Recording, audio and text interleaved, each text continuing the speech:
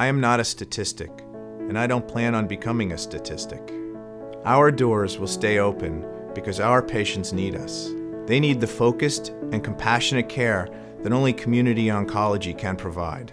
My patients deserve the best chance to beat cancer, and I'm going to make sure they get it. My name is Jeff Vasurka of Nshoa Hematology Oncology Associates, and I know why community counts.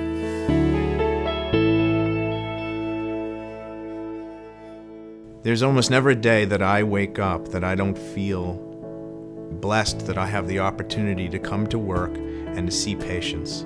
That's been my goal since the first day I went to medical school, was to be an oncologist. Nshoa Hematology Oncology has 14 medical oncologists and 2 radiation oncologists. We have approximately 220 employees that work full-time in 5 offices, which are spread across Suffolk County, New York. We see on average about 2,800 patients weekly between all of our offices. This does take into account that we're open on Saturdays and Sundays, which I know for a lot of people is a little bit surprising. But what we found is that as a community practice, to be able to be open on the weekends has made a huge difference for our patients' lives. I think unfortunately for 2013, there's a multitude of challenges that are facing us as practitioners. First and foremost is obviously the issues with Congress concerning SGR and sequestration. In addition, what has become a very troubling change in community oncology over the last few years is the shift of care from community practices to hospital-based practices. Many of my colleagues now feel no alternative or choice other than to go and sell their practice or become part of a hospital-based practice. Currently, community oncology cares for approximately 70% of the patient population and does so in a very cost-effective, very quality-oriented way.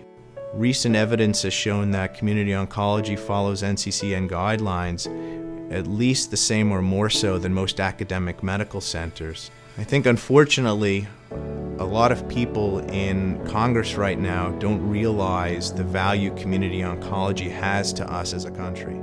Historically, many patients, the public, as well as Congress has thought that the only place available to get good quality care would have been an academic medical center.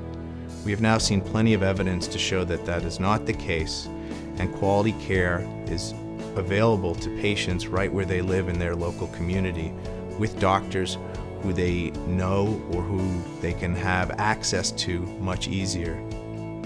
I think what we're going to end up seeing happen is a real public outcry. When the public realizes the potential change in healthcare, their access to physicians, and the efficiencies that we've put in place could potentially go away. This practice provides an invaluable service to our community. We've been here for over 40 years. For this practice to go away would mean thousands of patients would not have access to care. When I was growing up, my mother said, if you find something that you really like and you're good at it, you'll be successful. And I think that's kind of the model that community oncology has developed. We just need everyone else to understand it. I've been very blessed in my career that I have yet to meet a colleague in community oncology that I didn't have respect for and enjoy working with. The only issue that we face today is our lack of solidarity as a group. Now more than ever, we need to work together, we need to unite towards a common goal, and that's for community oncology to survive for the next decade and longer.